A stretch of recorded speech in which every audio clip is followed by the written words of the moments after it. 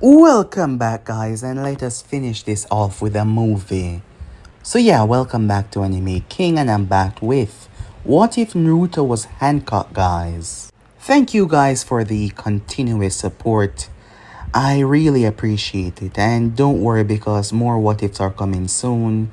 Yes, I got a lot of your guys' ideas, so just stay tuned and I hope you guys enjoy them. And also, I post a brand new episode of What If Naruto had Ishiki and Momoshiki Karma Seal, so go ahead, check out that over on Anime King 3. And yes, I indeed have a few more channels, guys, if you want to go ahead and check them out. Anime King 2, Anime King 3, Anime Symbol, Anime Prince, guys. All of the links will be down in the description, so go ahead and obliterate that red subscribe button and become a part of the Anime King family. So without further ado or wasting more time, how about we jump right into this? Let us begin now, guys.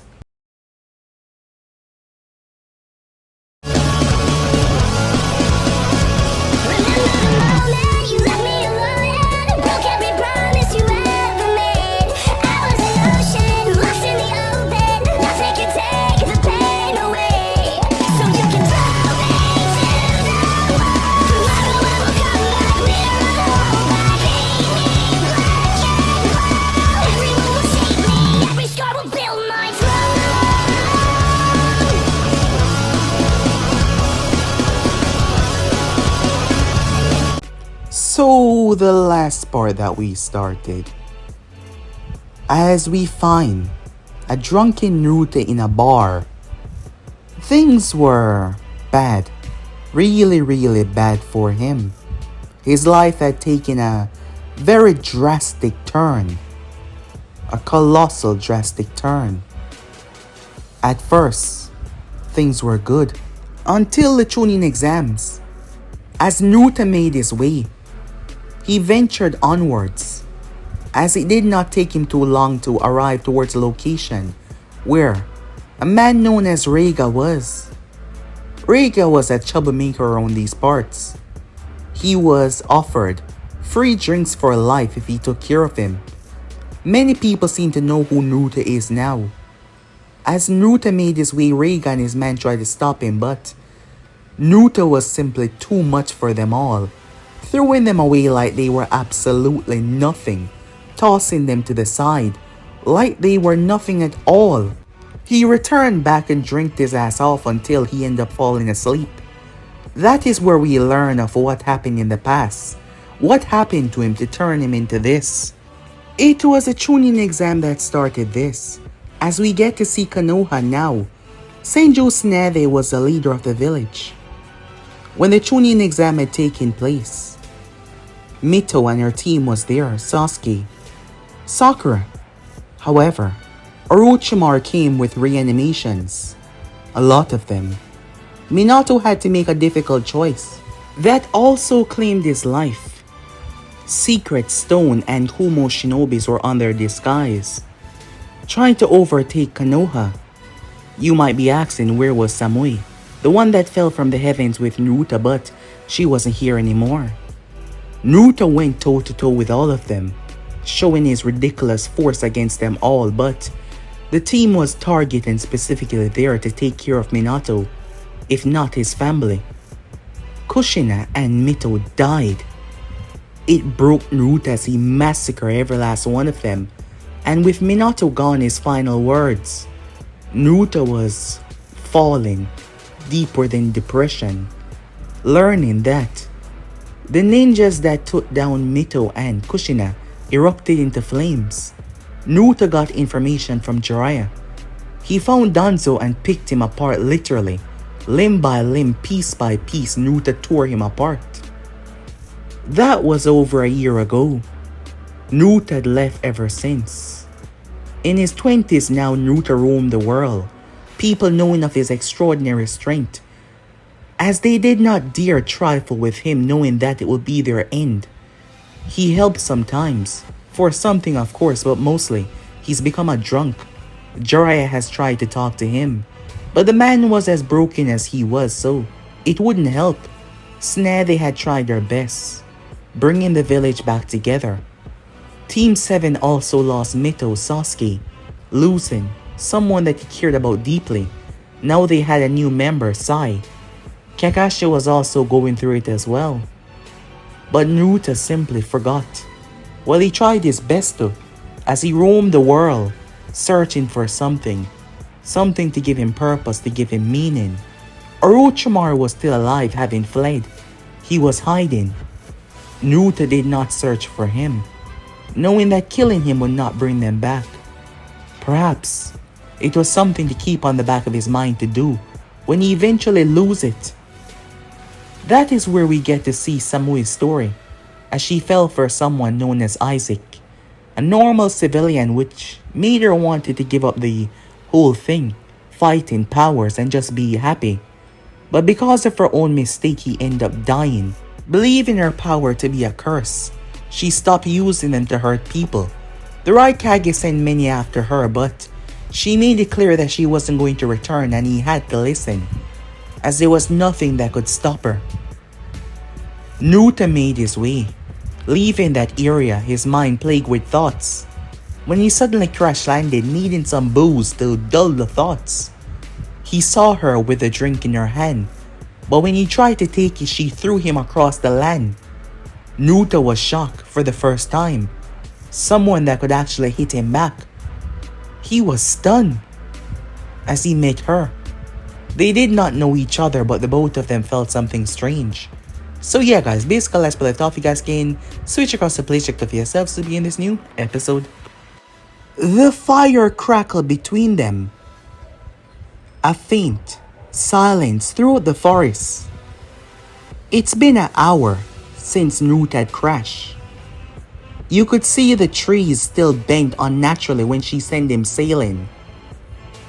As the both of them had stopped their little argument, Samui sat from across him, her arms folded, the jug of sake still there, as Naruto was not meeting her gaze, seeing her as a reflection of his own understanding that he was afraid to look into. The silence was heavy until he decided to speak.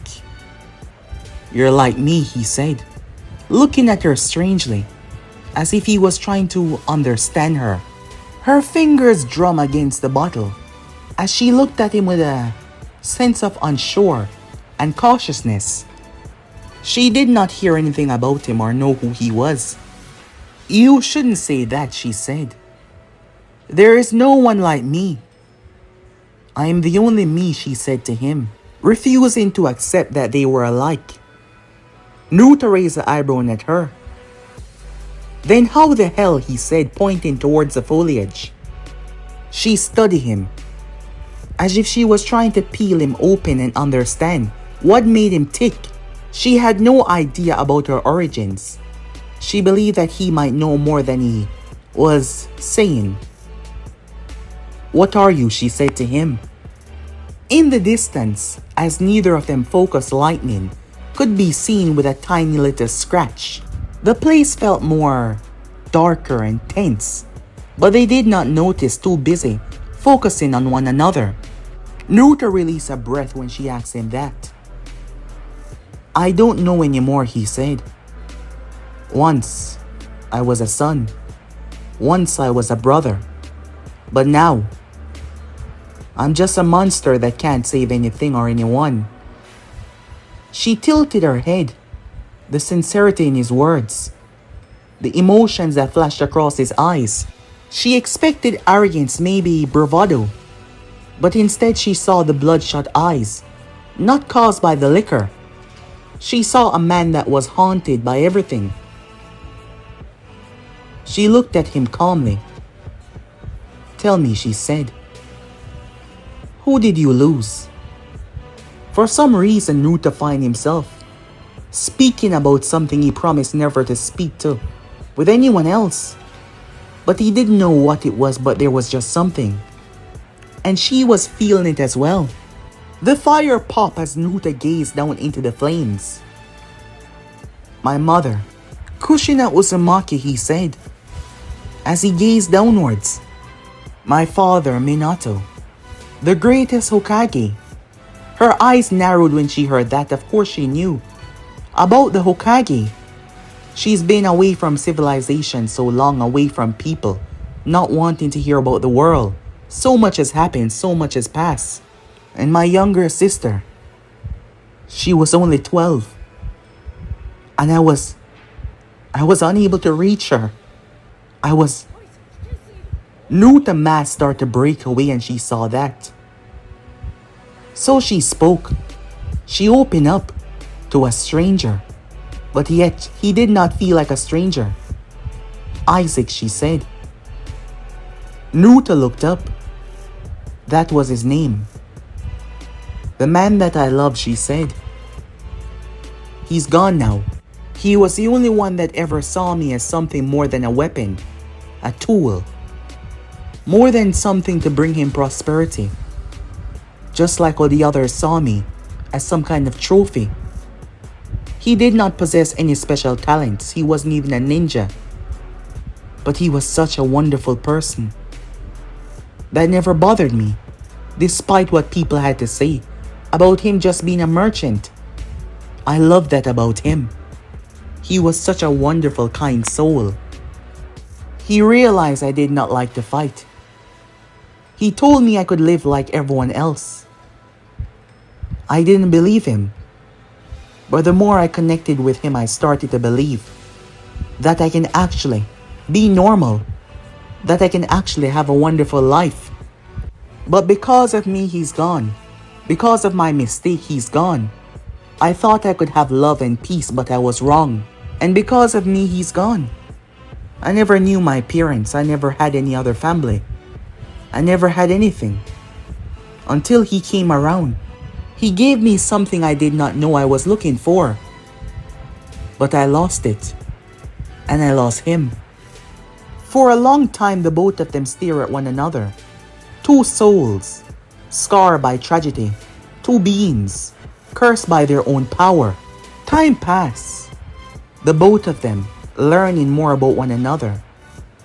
It wasn't until 2 days later when Naruto admitted that his parents, they adopted him.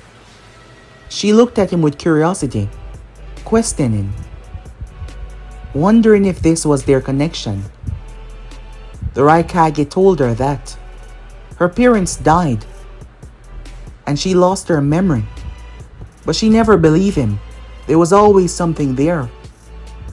Before she left the village, she told him to tell her everything. Otherwise she would leave, but she just wanted to know. She was so desperate, she wanted to know if there was anyone out there. After she lost Isaac, family, anything, but he told her the truth. She wasn't from this place. They found her when she fell from the heavens. The story that Minato and Kushina told Naruto came from his lips, as the both of them looked at each other shocked. Now more than ever realizing that they did have a connection. However, the place started to get darker as time passed. As days passed by, a storm started to roll in, literally out of nowhere. It was calm then. The heavens started to cry violently.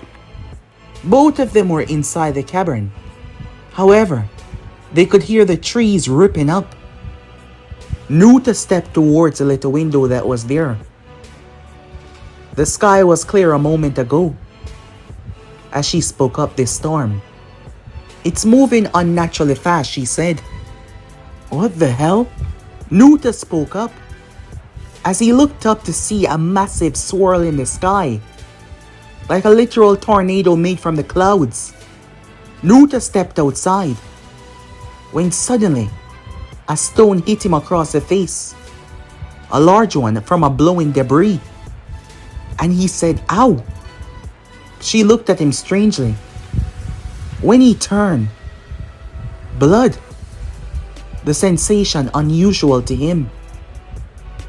It's been a long time since he fought the Nine Tails. When he was a child, but that was a long time ago. She looked at him in disbelief. Naruto, she said. Having spent a lot of time with him in the past couple of days, she couldn't believe it either. Naruto looked at her.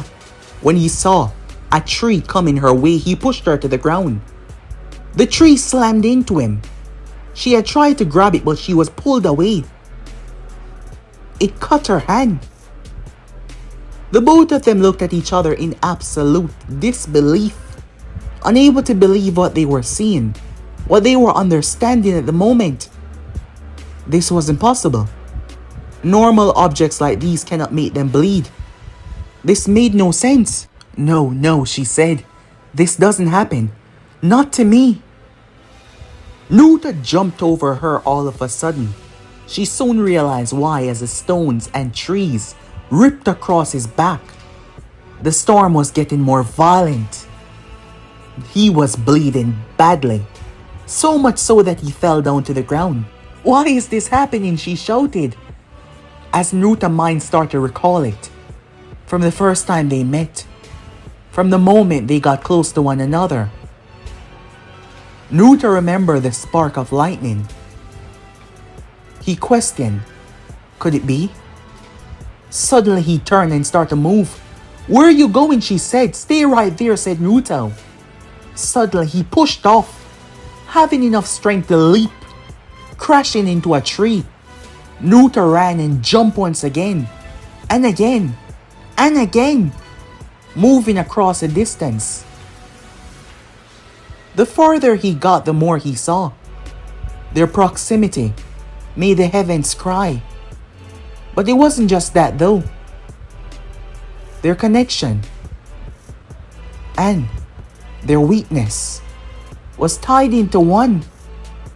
Naruto got far away from her as she watched as everything stopped.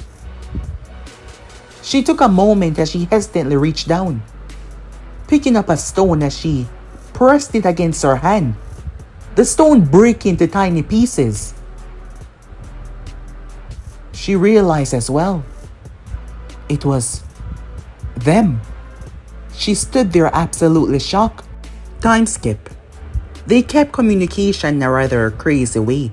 It was Naruto that thought of it. He wrote a letter to her as he proceeded to crush metal surrounding it. As he then proceeded to hurl it. Knowing her location, Naruto hurled it from the heavens. It smashed into the ground like a meteor. Everything was cushioned and well protected inside. She tore it open. The both of them was able to speak using that, knowing that their proximity was going to cause a lot of disasters. Weeks went on like this, and for the first time in a long while, the both of them found a new friend. Someone that can understand what they were going through. Someone that can understand and be there for them. Until one night they slept, when suddenly, Naruto blinked in confusion. Him and her was standing in the same place. Wait, we can't, I don't think that is going to be a problem, look. When Naruto looked up, the sky was not there. Neither was the ground. They were surrounded by a strange light. What's the last thing you remember? Said Naruto. Falling asleep. You? The same. Where the hell are we? He said, looking around. That is when the light around them started to glow more ominous. You have found one another. It is time we begin. Who is that? Said Naruto. Your guide. Naruto looked around as she pointed downwards as Naruto saw the glowing light. Listen very well. It is time that you two remember your origins. What started this all? Where are we? A spectral connection of your mind. Now listen well. The voice spoke up as both Naruto and Samui stood there. In the first silence, before the rivers flooded, before the mountains stood, before the moon hung in the back, the Etherines exist. They were not mortals. They were not gods of myth. They were something greater. People call them gods, angels. but they were the creator of the source flame and the final spark of existence. Each Etherine was forged from the fabric of creation itself, their essence woven with light, matter, and will. They were given bodies near invincible, glowing with eternal resilience. Death did not claim them as it does mankind, neither does time. They walk as living pillars. They were meant to uphold the fragile balance of existence itself. Wherever they went, worlds bloom into harmony. They sang into the void, and stars were born. They touched the waters, and it found rhythm. They guide primitive life, nurturing growth without chains. They protect without ruling. But even as they walk within peace, the shadows start to stir around them. The rise of the Devourers. The lights start to tremble. Suddenly, it went dark. Stars turned black. Shade, massive shade. The Devourers, the light spoke up. They were not born. They were awakened. They were hunger given form.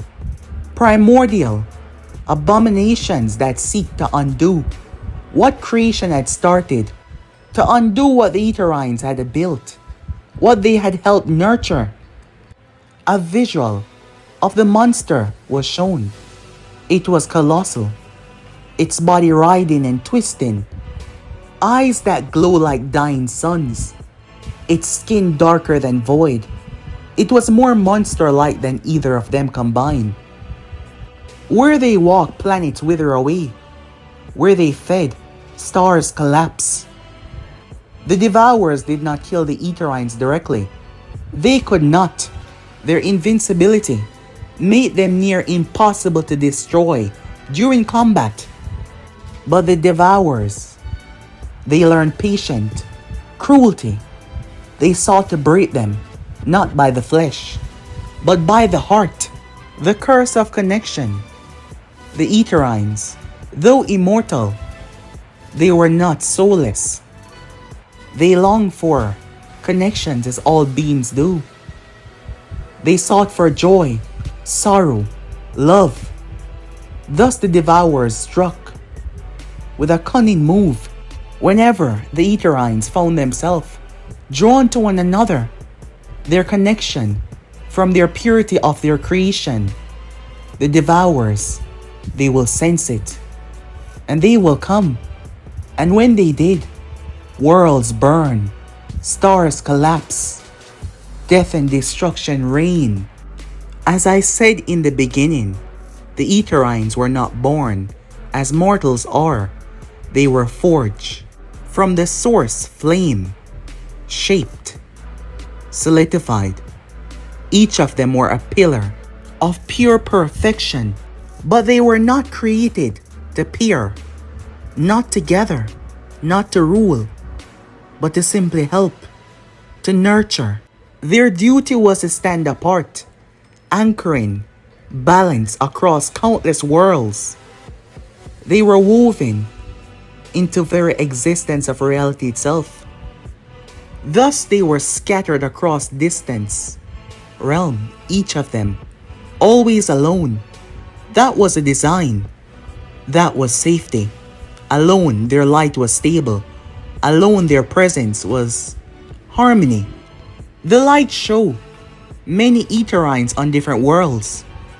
The light in their chests, keeping the worlds, the balance together. But the source flame works in very mysterious and confusing ways. Though they were forged apart, they carry an echo of one another, a connection deeper than anything else. Their souls were threaded together at birth. It was unavoidable. And when they drew close to one another, the source inside of them, it became unstable. It tried to merge, it tried to twist into something much older than the stars, much older than the heavens, which caused chaos. When their power bloomed together, storms, seas erupting, skies splitting. This was not punishment. It was not wrath. It was simply the power that draw them together, that connection. It was too much. One alone was stable, but two, it brought together something unfortunate. That is why they were sent off to different realms, away from one another. However, their woven connection was so deep, they sought out one another. It was their bond. They grow stronger the closer they are. However, at the same time, they grow too strong. The power inside of them becoming something so great, it started to affect everything around them. And then, it started to affect them. It weakened their body. They lose their strength. The stronger they become, the area became more affected. The stronger they become, the more power leaked from them, affecting everything around them. And the more power they leak, the weaker their form became, more fragile, like humans. If they stayed together long enough, they could shake worlds apart by just existing from side to side. But due to their connection, it left them weak. Their individuality was shattered as their bodies tried to merge into something greater with their source. And that is what they sense. The Devourers, they sense it. They sense the hunt. They sense the power. Alone, the Etherines could fight against them, but together, weakened, they stood no chance. They came when they were together. They fed not on their flesh, but the light of their connection. They eat the very atmosphere connection itself, eating away the destruction, but at the same time empowering themselves. And with the Etherines becoming weak, they too were devoured afterwards. And the Etherines destined to love, bond, beyond age, beyond time. They found each other over and over. Some stepped away and died together, loving one another so deeply they couldn't take it. Their numbers dwindle, not by war but by love. The very thing that brought them together take them out of existence. It shows thousands of them falling as the Devourers tore them apart. They held each other as they were ripped asunder. Naruto and Samui stood there absorbing all of this, learning their origin, learning their past. So they made a choice. They could not stop loving. It didn't matter how hard they tried. They could not stop seeking one another. They could not stop blooming no matter how dangerous it truly was. So they turned their sacrifice into strength. They gather all of their breath, all of their energy, as they forge their light in together. For the first and last time, they embrace their actions not just as two but as a group. They went beyond what they were destined to do. They went beyond what they were destined to forge. Alone, the Devourers could not handle either one of them.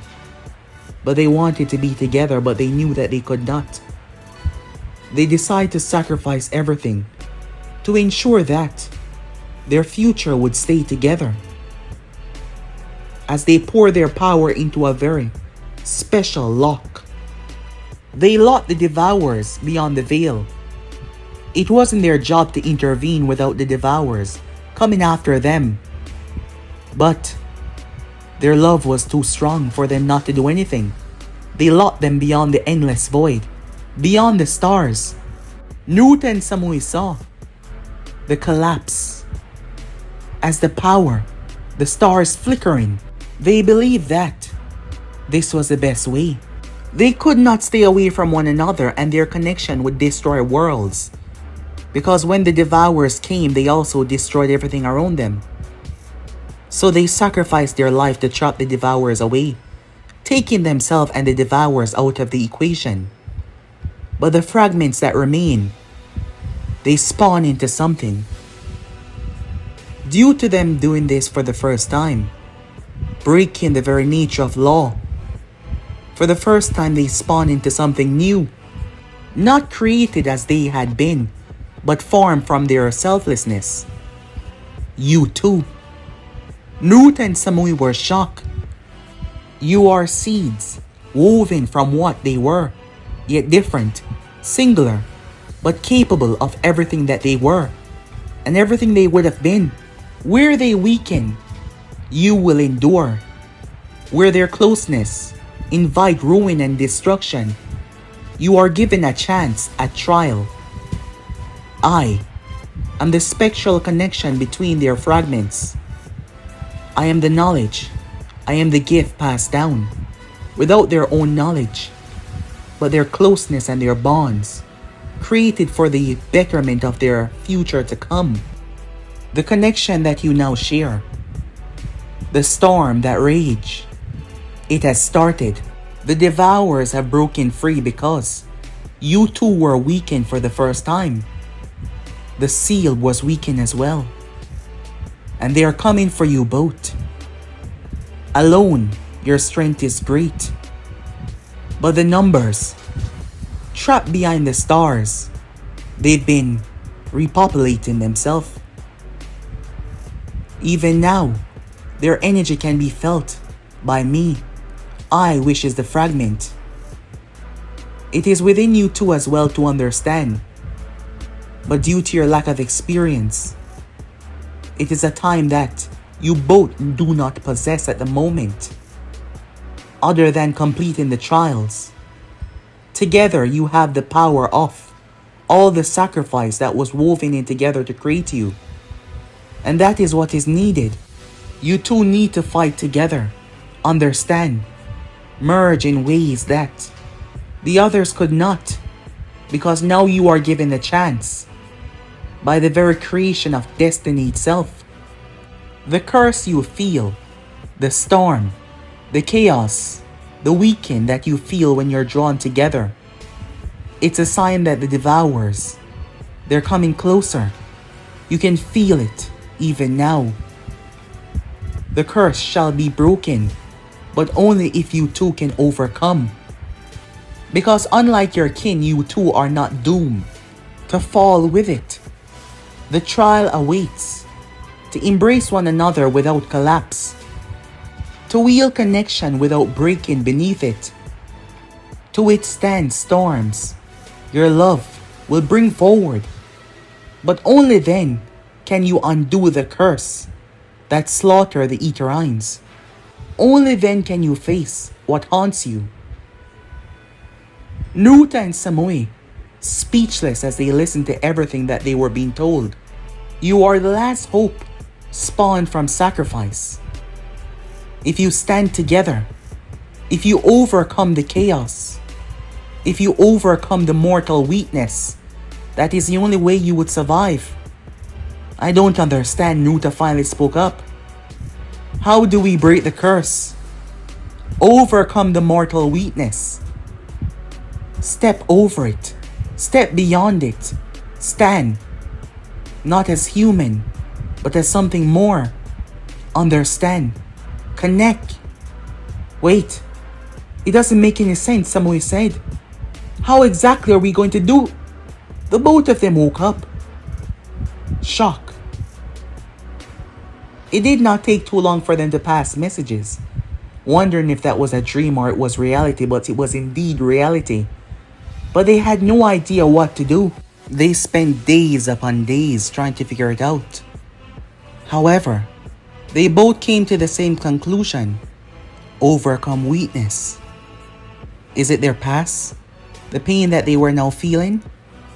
If they could overcome that. But how? How could they overcome that? The both of them made a bold decision. After all, if they didn't do anything, the whole world would be destroyed. They ventured back to the past. Samui made her way. Isaac had family. She ran away. She never spoke to either of them. They were good people, but she felt ashamed, embarrassed. They spoke so highly of the powers that she possessed. The Raikage had spoken on her behalf when she was too afraid to even face them. to see their face after what she allowed to happen. As for Naruto, he ventured back to Konoha. Time skip. Naruto hovered over the village, gazing downwards. Fully controlling his flight patterns, he landed down softly. Taking a very deep breath, he started to make his way back to the village. Calm, yet with a lot of hesitation, Naruto made his way to the village. Meanwhile, there was a knock. The door opened up as Isaac's mother, his younger sister, and 2 cousins were standing there. They froze. They froze in shock when they saw Samui. She held her breath. She wasn't sure what to say. What she wasn't expecting was the mother to wrap her arms around her and hold her. She was stunned by that. The look on her face as the others stepped forward.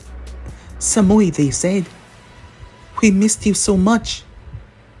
We thought we would never see you again. I don't understand what I caused to happen. Shh. We do not blame you, the mother spoke up. The Raikage told us everything. We knew how much you love him. We knew how hard it was on you. We were just sad that we weren't able to talk to you.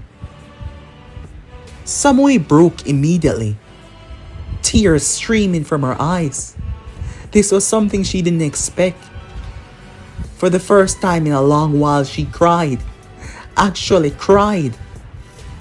Back at Konoha, the villagers stare in disbelief, some in awe, some in fear. He hadn't walked these streets since everything was lost. So to see him just appear out of nowhere, it was quite surprising. Naruto ventured straight towards the office, but to his shock, Jiraiya met him before he could reach. The Sannin was in the village, bringing some information to Tsunade. They looked at one another for a long moment.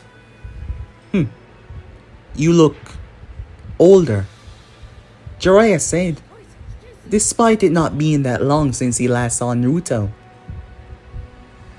He looked at Naruto with understanding.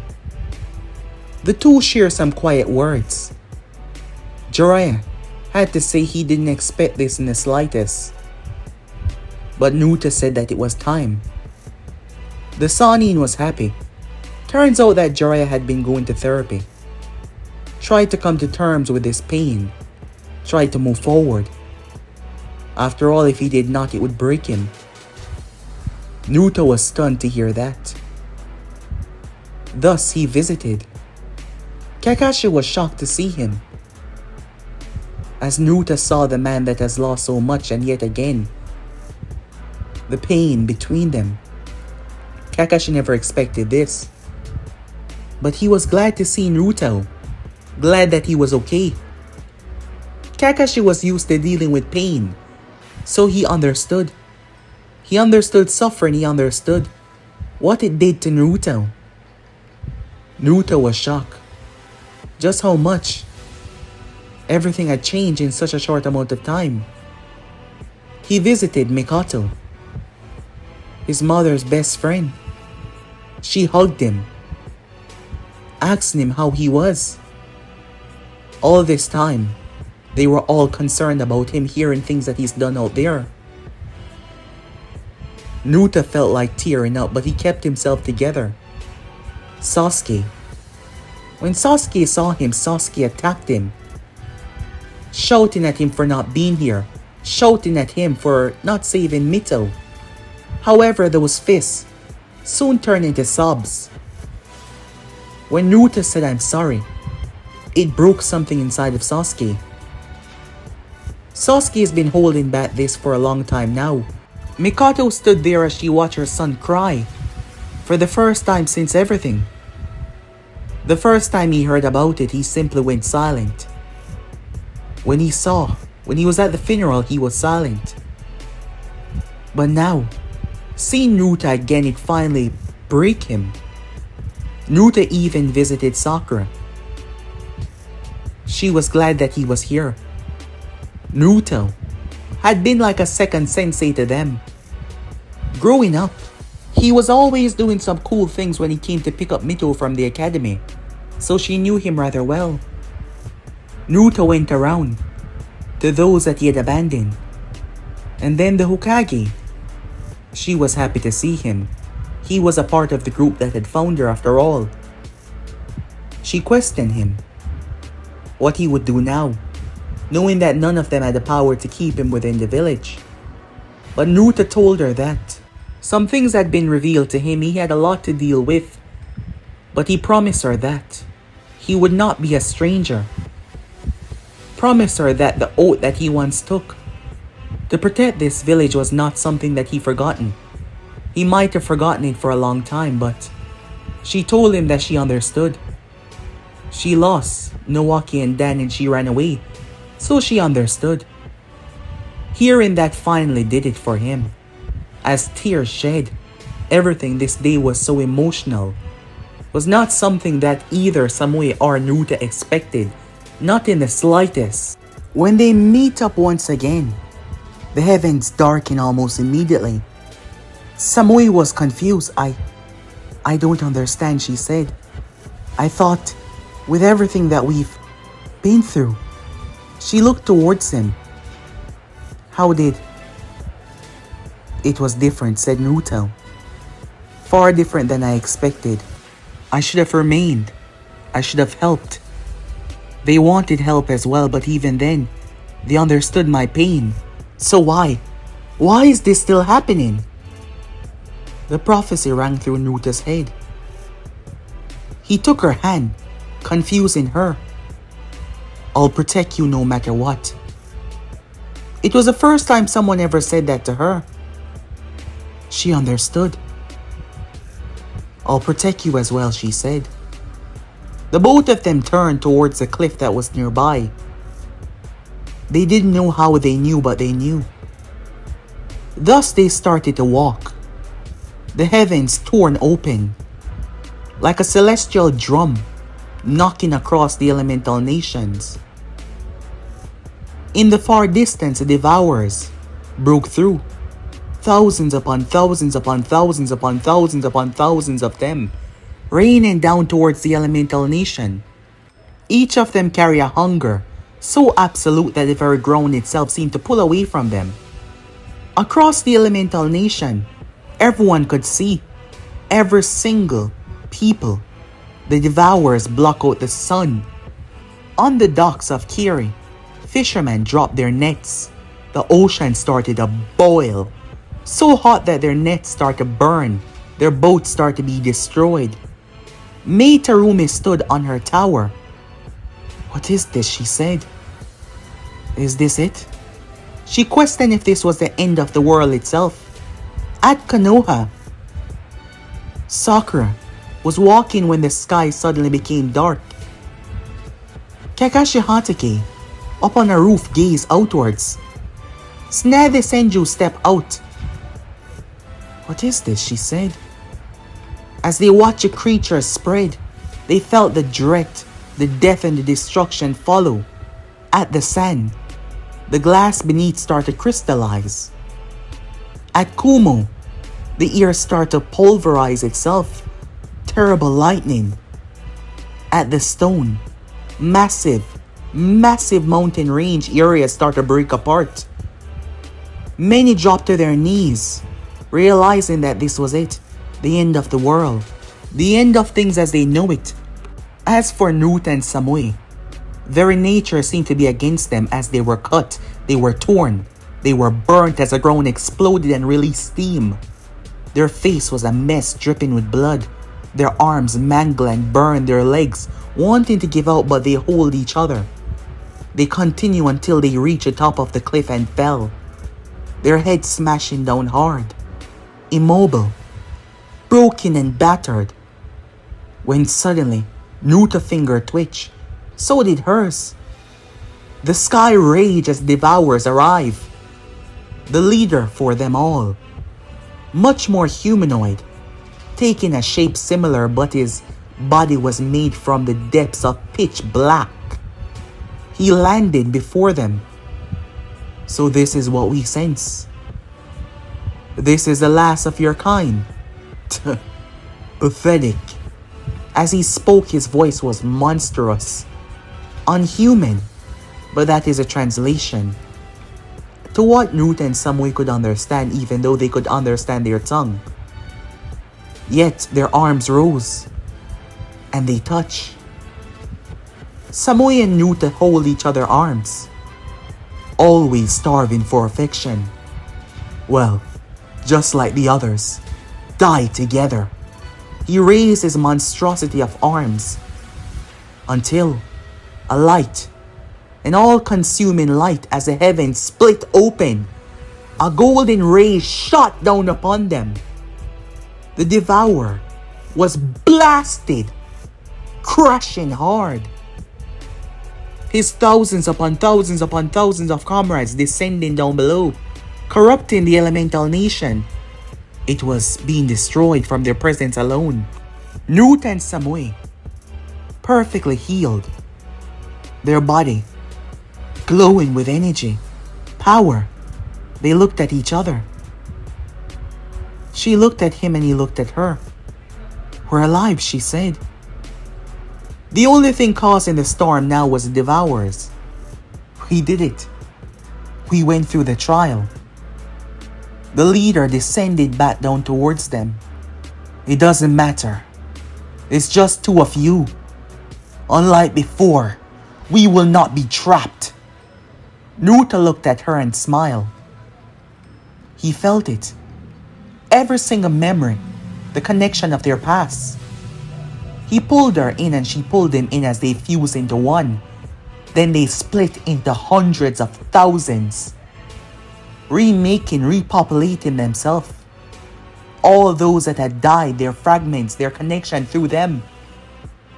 They awakened. The Devourer's eyes went wide. Thousands upon thousands upon thousands of Etherines were brought into existence. What? We were created for protection, for guidance. Our love was the only thing that we stood to put above everything else. But now, we make a choice because we're no longer separate. We are one, and we will exterminate your kind once and for all. The Devourers were pissed. The leader opened his mouth, but a fist blasted through his gut before another pushed through and ripped him in half. There was a clear difference between their strength, now that the Etherines were not being plagued by their weakness.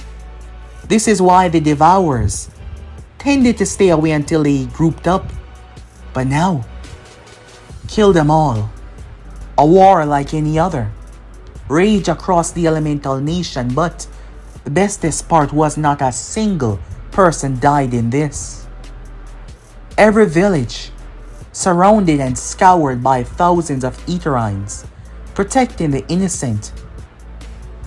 Tsunade didn't know why, but she knew this had to do with Naruto.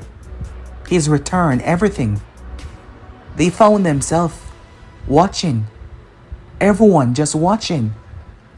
The black monstrosities, coursing with thousands of arms. Their very flesh seemed to be made of pitch black, like coal and darkness into one. Their touch frozen, like a hollow sucking soul. But the Etherines fought back. A battle that went for hours. Many hunkered down, many hide, but countless were saved as the Devourers tried to use the advantage of their rootlessness against Etherines. They tried to nuke Konoha, to use it to weaken the Etherines, for them to save the people, but it only took around 5 Etherines to go underground. Their power combined, they raised the entire land of fire into the sky. As they took away the darkness, eviscerating them before they could explode, send them into space. It was something that no one across the elemental nation will ever forget. Hundreds by hundreds. All of the Devourers were wiped out, showing the clear difference between power, the clear difference between them now accepting and removing that curse.